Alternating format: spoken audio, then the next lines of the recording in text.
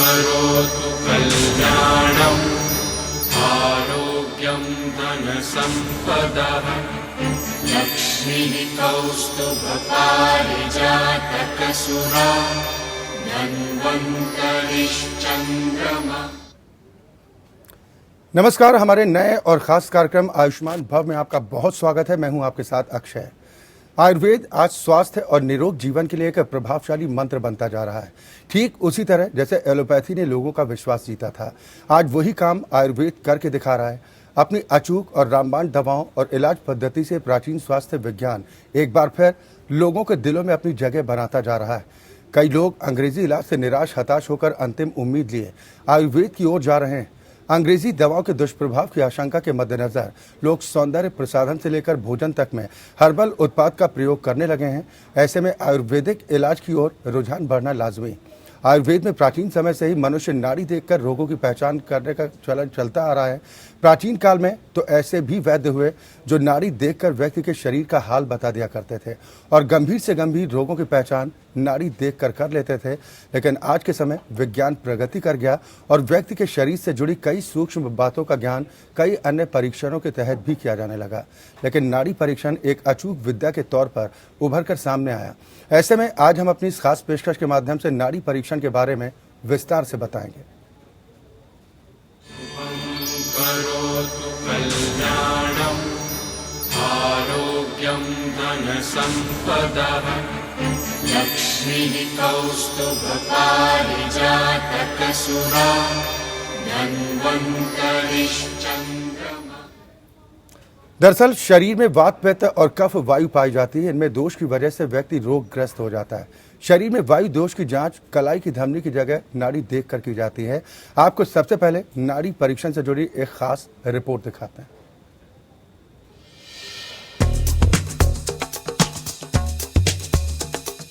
आयुर्वेद चिकित्सा पद्धति में नाड़ी विज्ञान का विशेष महत्व है। प्राचीन काल में वैद्य किसी भी रोग के उपचार के लिए नाड़ी परीक्षण का सहारा लिया करते थे। आज ये विद्या एक बार फिर लोकप्रिय हो रही है। नाड़ी परीक्षण आयुर्वेद की ऐसी पद्धति है जिसके माध्यम से रोग का सटीक पता लगाया जाता है और उसके बाद आयुर्वेद के रसौषधि वनौषधि के जरिए उपचार शुरू किया जाता है। नाड़ी परीक्षण के दौरान पहली 3 उंगलियां तर्जनी, मध्यमा और अनामिका के माध्यम से नाड़ी की गति के सहारे वात, पित्त और कफ के स्तर का पता लगाया जाता है। वैद्य पुरुष के दाहिने हाथ की नाड़ी देखकर और स्त्री के बाएं हाथ की नाड़ी देखकर रोग की पहचान करते हैं। हालांकि कुछ वैद्य पुरुष स्त्री के दोनों हाथों की नाड़ी भी देखकर रोगों का ज्ञान प्राप्त करते हैं। आमतौर पर 68 से 74 के बीच नाड़ी की गति को सामान्य माना जाता है। इस गति के अधिक या कम होने पर व्यक्ति रोग से पीड़ित माना जाता है। कहाँ कौन सी नाड़ी होती है ये जानना भी जरूरी होता है। वात नाड़ी अंगूठे की जड़ में होती है। पित्ता नाड़ी दूसरी उंगली के नीचे होती है। नाड़ी रोग चिकित्सा के दौरान व्यक्ति को खट्टी चीजें जैसे नींबू, दही, छाछ, अचार और अमचूर जैसी चीजों से परहेज करना चाहिए। ये चीजें दवाओं के प्रभाव को कम कर देती है।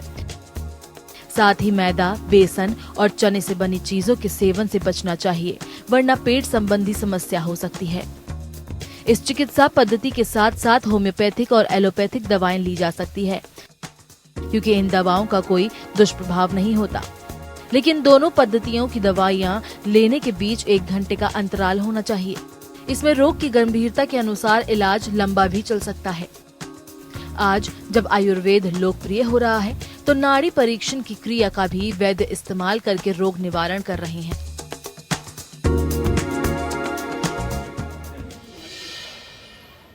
यहाँ तो आयुर्वेद और नाड़ी परीक्षण के बारे में आज ज्यादा जानकारी और बातचीत के लिए हमारे साथ मौजूद हैं बेहद खास मेहमान पद्मश्री देवेंद्र त्रिगुण जी। आप आयुर्वेदाचार्य हैं, इनके साथ हम विस्तार से बातचीत करेंगे आज के विषय पर। उसके साथ ही अगर आप भी हमारे इस कार्यक्रम का हिस्सा बनना चाहते हैं तो आप भी फोन लाइन के माध्यम से हमारे साथ जुड़ सकते हैं, अपना सवाल कर सकते हैं। बहुत स्वागत है आपका आचार्य जी। शुरुआत आज हम इस विषय पर करने जा रहे हैं कि नाड़ी परीक्षण कितना महत्वपूर्ण होता है आयुर्वेद पद्धति के हिसाब से। सबसे पहले इसके महत्व के बारे में हम जानना चाहेंगे कि आप हमारे दर्शकों को नाड़ी परीक्षण का महत्व समझाएं। देखिए, नाड़ी परीक्षण जो है वो बहुत सुलभ चिकित्सा का और रोग निदान का एक साधन है। नाड़ी परीक्षा हमारे सैकड़ों वर्षों से चली आ रही है। हालांकि जो हमारे पुराने जो ग्रंथ हैं उसमें नाड़ी का इतना वर्णन नहीं है, लेकिन बाद में रावणकृत नाड़ी आई, नाड़ी दर्पण हुआ, तो उसमें हमारे वैद्य लोगों ने इसको नाड़ी विज्ञान को एक बहुत ही अच्छे ढंग से इसका ज्ञान अपने विद्यार्थियों को दिया, अपने चिकित्सकों को दिया जी। और अब काफ़ी लोग जो है, वैद्य लोग जो हैं, नाड़ी के परीक्षण से अपना जो मरीज आते हैं उनका चिकित्सा करते हैं, उनका रोग निदान करते हैं। और एक आम कहावत है जी गाँवों में कि जिसको नाड़ी देखने नहीं आती वो अनाड़ी है।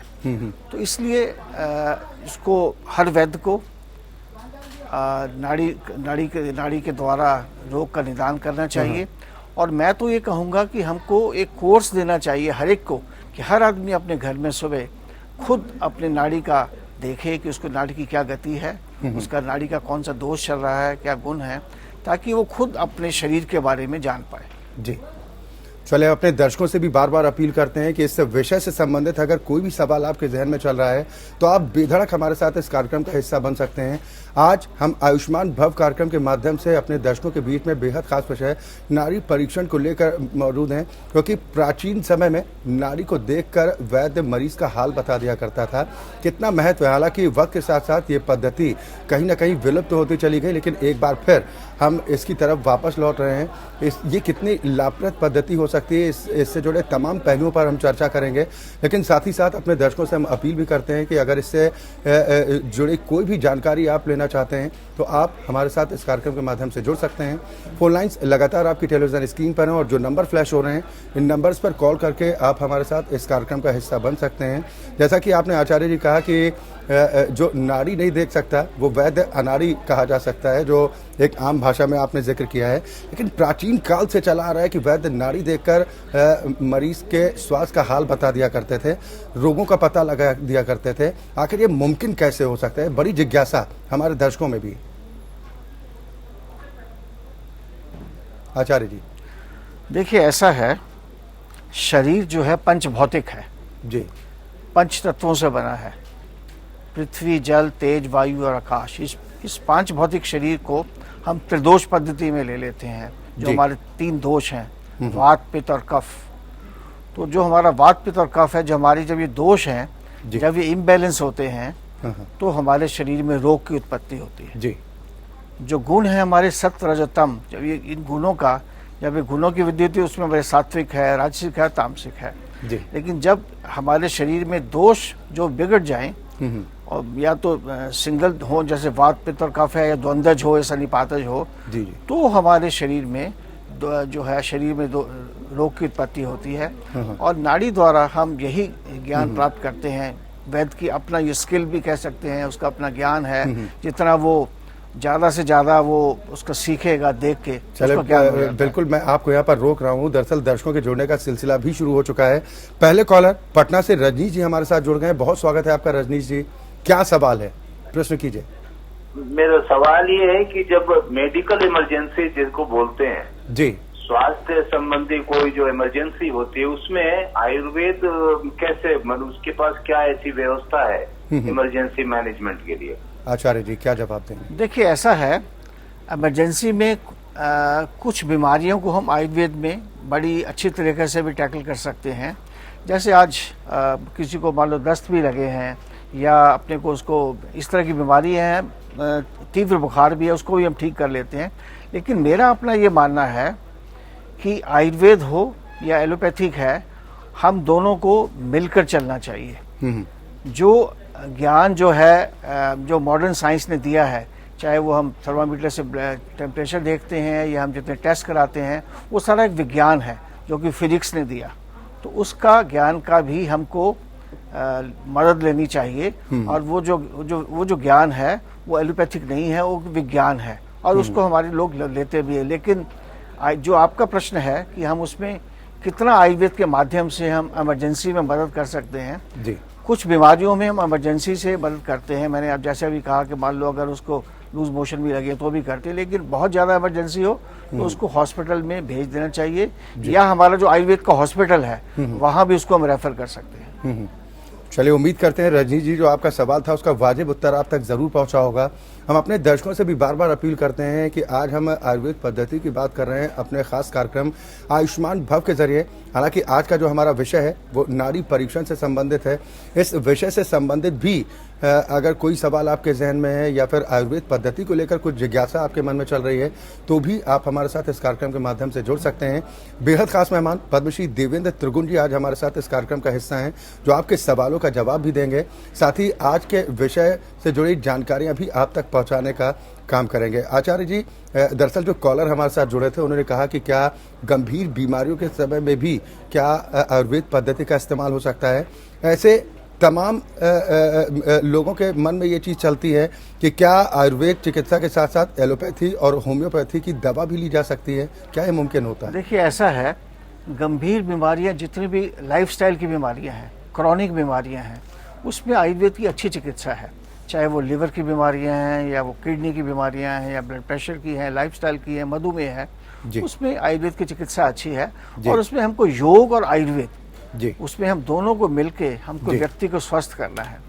लेकिन एलोपैथी है या होम्योपैथी है, जिस पद्धति का, हर पद्धति की अपनी एक लिमिटेशंस है, चाहे वो एलोपैथी है, चाहे आयुर्वेद है, चाहे कोई भी पद्धति है। तो इसलिए हमको किसी भी पद्धति की हमको हेल्प व्यक्ति के लिए लेनी चाहिए। व्यक्ति को या बीमार को स्वस्थ होना है, उसमें हमको किसी भी पद्धति से कोई आपस में हमको द्वेष नहीं है या हमको आपस में कोई होड़ नहीं है। तो इसलिए हमारा ध्येय ये होना चाहिए कि जो भी व्यक्ति हमारे पास मरीज रोग आया है, हम उसका रोग निदान करें।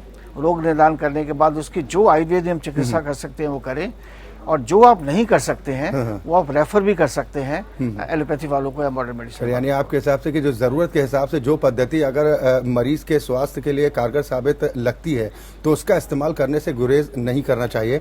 दर्शक भी हमारे साथ लगातार जुड़ रहे हैं। अगले दर्शक गाजियाबाद से अभिषेक हमारे साथ जुड़ गए हैं। बहुत स्वागत है आपका अभिषेक जी, क्या सवाल है? Good evening sir. सबसे पहले तो नेपाल वन चैनल को बहुत बहुत बधाई कि आयुर्वेद के क्षेत्र में इस तरह की पहल उन्होंने की, आप लोगों ने की, आप लोगों को बहुत बहुत बधाई हो। और मेरा सवाल ये है कि जब भी हम किसी आयुर्वेद डॉक्टर के पास जाते हैं जी, क्योंकि आज का विषय जो है वो नाड़ी से संबंधित है, तो वो कभी भी नाड़ी क्यों नहीं चेक करता? अच्छा, वो हमेशा फिर वो एलोपैथिक की दिशा में काम करने लगता है कि हाँ भाई वो कुछ मेडिसिन जो है ऐसी प्रिस्क्राइब कर देता है जो एलोपैथिक से रिलेटेड होती है।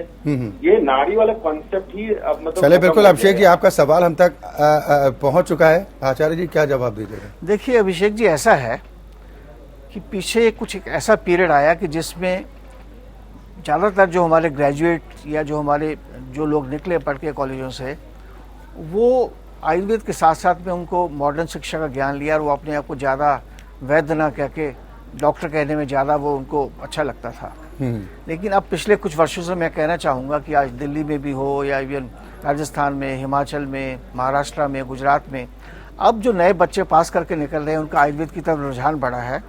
और अब पहले उनको कॉलेजों में उनको नाड़ी के बारे में ना सिखाया जाता था ना बताया जाता था, लेकिन अब काफ़ी सारे बच्चे जो हैं, हमने गुरु शिष्य परंपरा हमारी एक है राष्ट्रीय आयुर्वेद विद्यापीठ भारत सरकार की, उसके माध्यम से भी हम जो हमारा ग्रेजुएट स्टूडेंट है या पीजी है उनको हम अच्छे गुरुओं के पास भेजते हैं। वो 1 वर्ष 2 वर्ष उनके पास रह के आयुर्वेद का ज्ञान दे रहे हैं, और जिससे उनको नाड़ी का ज्ञान भी, चिकित्सा का ज्ञान भी, और किस प्रकार असाध्य रोगों का कैसे हमने चिकित्सा करनी है इसके बारे में भी सीख रहे हैं।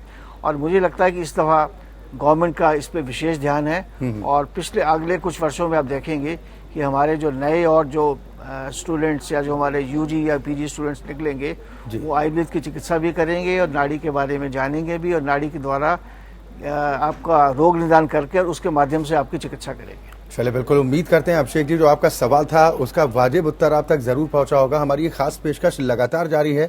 हम बात कर रहे हैं आयुर्वेद पद्धति की और इसमें नाड़ी परीक्षण के महत्व की, और इस पर ज्यादा जानकारी और बातचीत के साथ हमारे साथ बेहद खास मेहमान पद्मश्री देवेंद्र त्रिगुण जी मौजूद हैं।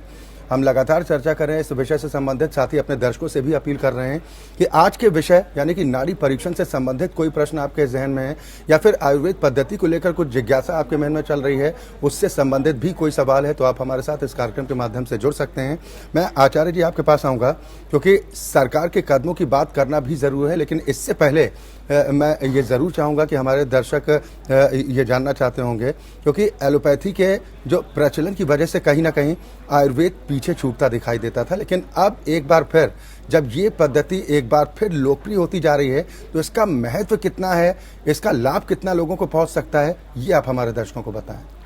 देखिए, ऐसा है कि आयुर्वेद एक जीवन विज्ञान है और आयुर्वेद के माध्यम से हम अपने पूरी दिनचर्या, रात्रिचर्या, पूरे लाइफस्टाइल को हम ठीक करते हैं जी। ये खाली दवाइयों का ज्ञान नहीं है, खाली चिकित्सा पद्धति नहीं है ये जी। तो इसलिए आयुर्वेद में और बाकी चिकित्सा पद्धतियों में विशेष फर्क है। आयुर्वेद के नाम से ही देखिए आप, आयु और वेद, जिससे हमें आयु का ज्ञान है वो आयुर्वेद है जी। और ज्ञान भी कौन सा?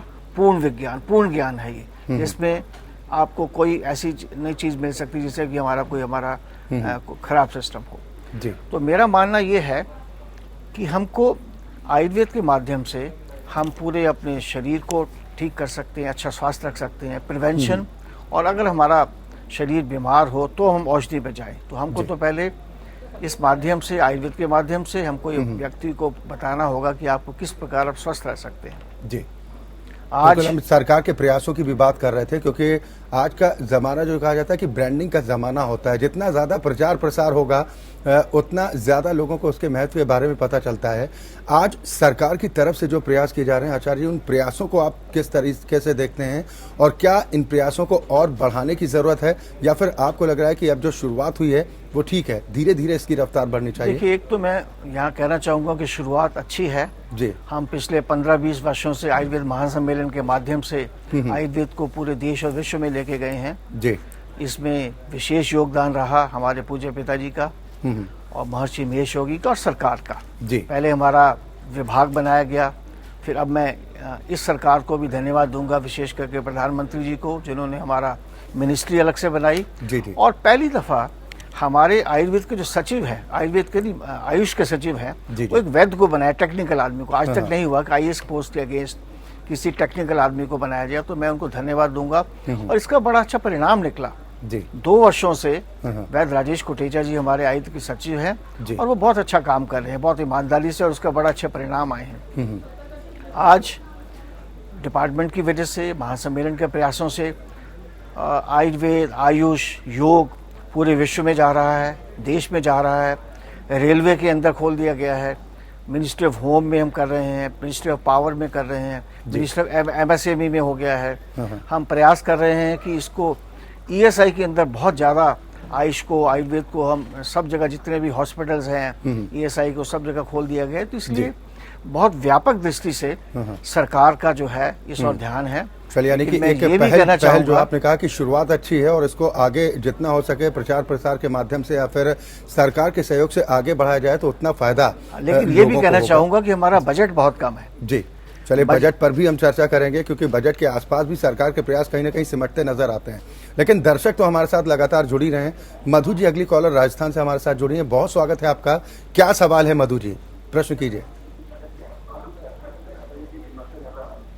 मधु जी, आवाज पहुंच रही है आप तक? जी, क्या सवाल है आपका? मैं सवाल करना चाहती थी कि मेरे हार्ट का जो प्रॉब्लम। जी नमस्ते भैया। नमस्कार जी, सवाल कीजिए। मेरा सवाल है भैया कि जैसे कि जो हम दवाएं उसकी लेते हैं ना जी, जो हार्ट की, हाँ, तो हार्ट की जो दवा लेती हूँ तो उसमें कितना डिफरेंस होना चाहिए वैद्य और उनका डॉक्टर के एलोपैथिक?